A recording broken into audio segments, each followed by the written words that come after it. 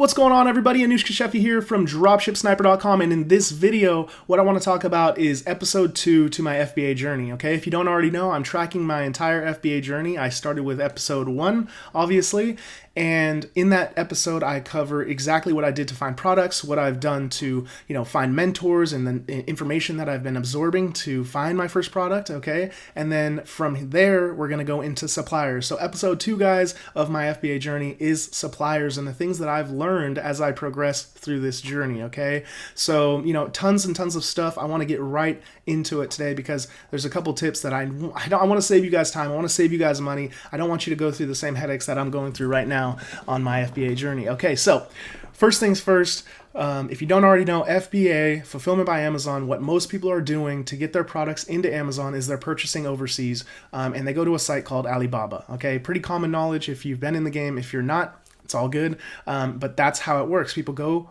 to Alibaba, they find overseas suppliers to purchase their products at a much cheaper rate than they're selling it for. They might get it for $5, sell it for $30 or something like that. Okay, and this is how you find your suppliers. Now, what's the catch to Alibaba? Some of these suppliers are reputable, awesome suppliers that manufacture their own goods, and some of them are middlemen that do not manufacture their own goods and are just there making a cut off of your transactions. Okay, so there's first tip is you want to be sure that you're working with a manufacturer. Okay, so before you even go and contact people, okay, and I suggest you contact multiple suppliers, and we'll get into that, but before you go and contact these suppliers, I want you to make a list of the companies that you potentially want to work for. And while you're looking for these companies, be sure that you look at their business profile. Okay, so I'm just going to go ahead and just select something randomly. As you guys know, I do just keeping this live most of the time. I try to just keep things live. So here we go. What you can do is click on the name here. I just clicked, I don't know what the heck these things are, just Steel Wine Tumbler. Okay, so we'll click in here, and we can see this is their page, their business profile. Okay, this is almost like their Amazon seller page. It's just on Alibaba. Okay, so you can come here, get some information about what they're up to,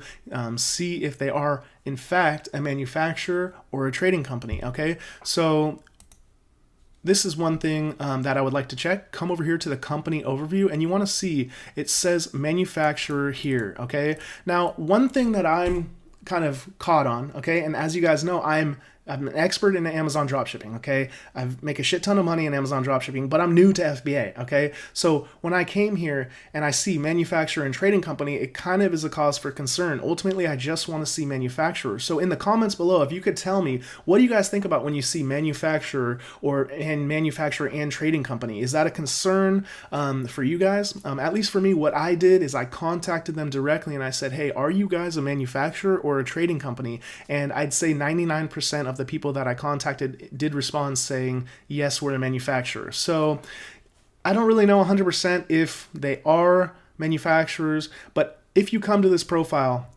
and you see that it says specifically trading company, I would definitely avoid that company. Why? Because that is a middleman that's going to be taking a cut on your product, okay? And you ultimately want to be getting to the source so you can make less hands touching it is going to be more money in your pocket, okay? So we want to get to the source, the manufacturer, so we can be the first hands touching it, right? And, well, second, I guess, okay?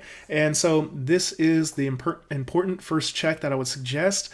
When you're looking for your product, let's say you found your product, you're set on this one product, you go over to Alibaba, you start creating a list of suppliers that you want to work with. And before you create the list, make sure you check their company profile and get some information, okay? And I'd highly also suggest, this is pretty common knowledge, but you would want to verify that they are a gold supplier, okay? It's not very difficult to become a gold supplier on Alibaba. Apparently you just make a payment to Alibaba and you're a gold supplier now. So, but if you have an extended gold supplier, like 1 year isn't that long, perhaps you would want to work with somebody that has 3 years or 5 years or even more, okay? One of the suppliers I'm talking to right now has 11 years experience as a gold supplier. So that just makes me feel more confident in working with them, okay? So that would be kind of some of the checks I would do. Check if they're a gold supplier, how long they've been a gold supplier, and then on top of that, go in and check that they're not a trading company specifically, because if they're touting that they're a trading company specifically and not a manufacturer, you probably don't want to work with them, okay? So that is the tip number 1, guys, okay? So I ended up not listening. I didn't know this at the time, but I ended up contacting like 3 suppliers. Okay, I went through, I created a list, I made sure they weren't manufacturers, and then, or I made sure they're manufacturers, but then I created a list of like 3 people and I contacted them immediately. Okay, and I think that was a mistake. What I should have done is created a strong list of 10 or 7, or more, 5, 10, 7, 15, 20 potential suppliers, and contact them with a templated response, okay? Something that has like exactly, and we'll get into this, the exact information that you need to give them to get a solid quote on that product, okay? So you hit them with the template, and you hit like 10 suppliers with that same template. 5 of them may contact you back and say, we don't make that product, or you should probably find a different supplier, or something like this. And then a couple of them may say that the price is extremely higher than the others, okay? And you'll be left with 2 or 3 potential suppliers, okay? So definitely create a strong list. Make sure you do these initial checks, create your list, and then contact them with a templated response, which will save you time and headache, okay? And it'll help you find a solid supplier rather than, sending out 3 emails, getting negative responses, and then going and doing it again, and going and doing it again, right? It's just one hit.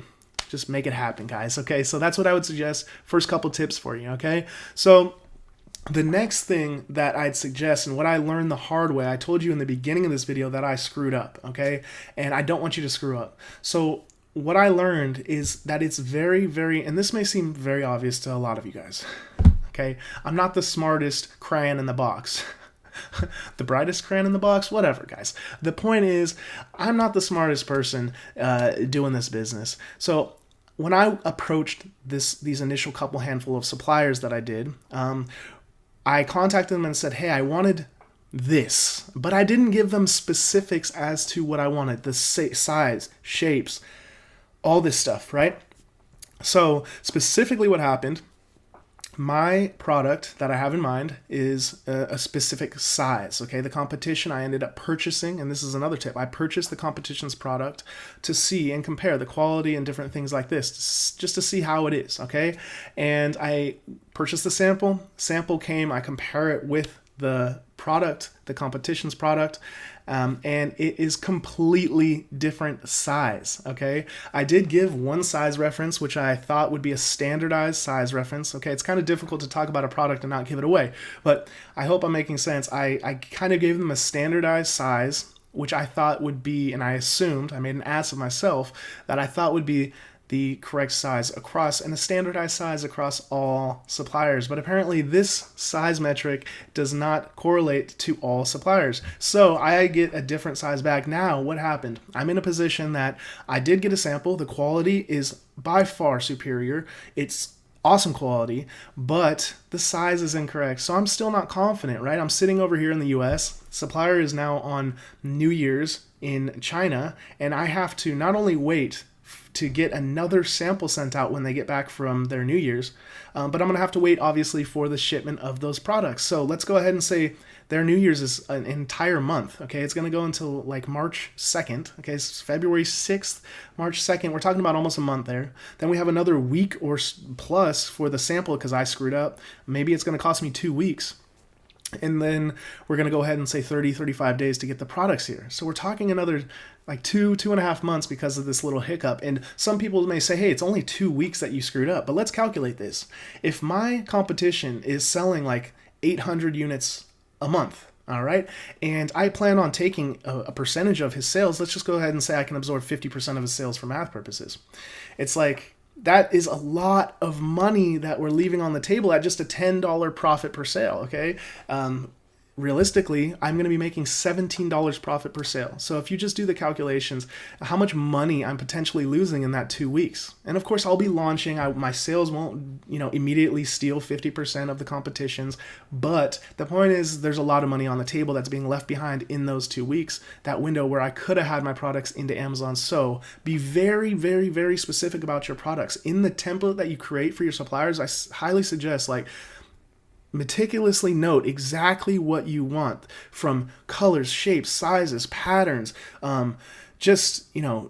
overall quality, workmanship, every down to the detail, so that not only you get what you want, but they understand that you know exactly what you want and you know exactly who you want to work with. And if they can't offer that, then you're going to move on to the next person, because there's millions of other suppliers out there, right? You need to let them know you know what you're looking for, and you're the man of this business, the woman of this business. You're running this thing, and you know what you want. Okay, so that is, like, I guess, tip number 3 or 4 or 5. I don't have any idea what tip we're on, to be honest, but I hope this is helping you guys, because this is me in the trenches just figuring this stuff out, and kind of just hitting my head against the wall figuring it out. I do have some support from some people around me, big FBA sellers. Some of my students are now in FBA doing some good numbers, and so I do have some support and support systems in place, but still obstacles are going to arise, and I want to help you guys through that. So if you enjoy this stuff, be sure to like the video, comment down below if you have questions or tips for other new FBAers, even for me, right? I'm a new FBAer. I'd love to hear your comments below about what you're doing, and maybe some tips for myself and other FBAers, okay? So let's continue on here. And don't forget to subscribe, guys. Could use some subscribers. We're about to hit 400. I might be doing like some cryptocurrency giveaway. I don't know, give some coins away or something.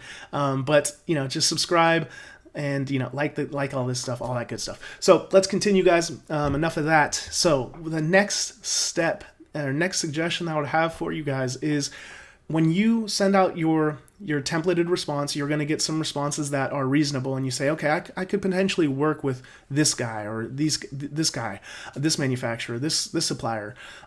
What I would suggest is at least getting 2 or 3 samples, because had I gotten multiple samples, perhaps I wouldn't be in this situation right now. Okay, so once you get your responses from your suppliers, maybe half of them will be, you know, no good. You don't want to work with those people. Half of them will be the other, you know, 2 or 3 people will be too expensive. Then you'll be left with 2 or 3 people that you can move forward with. What I'd suggest is get samples from all 3, even if it's going to cost you more money in the long run. Okay, I was like hesitant. It's a couple $100 in the long run that could make me a lot more money, but I was hesitant to like spend multiple samples across different suppliers. But I think that, you know what, you got to just put your money out there, invest in yourself, invest in your business, so that you can get the best product and kind of like build a long-term business, right? And potentially just sell the hell out of this thing. So that's what I'd suggest, guys. Get multiple samples. Don't just get one sample, because, you know, I'm kind of stuck right now where I'm thinking, should I get another sample because they sent me the wrong size? And so I don't know. I'm just kind of mixed up. And so get multiple samples. Definitely a good suggestion for you guys. Now, that's the episode 2 video for my FBA journey. There's going to be plenty more videos where I launch the product, and sales, and, you know, advertisements and all that stuff. So be sure to subscribe to this channel if you like the content, like it, all that good stuff. And I will see you guys on the next video. I hope you enjoyed the content. Have a good one.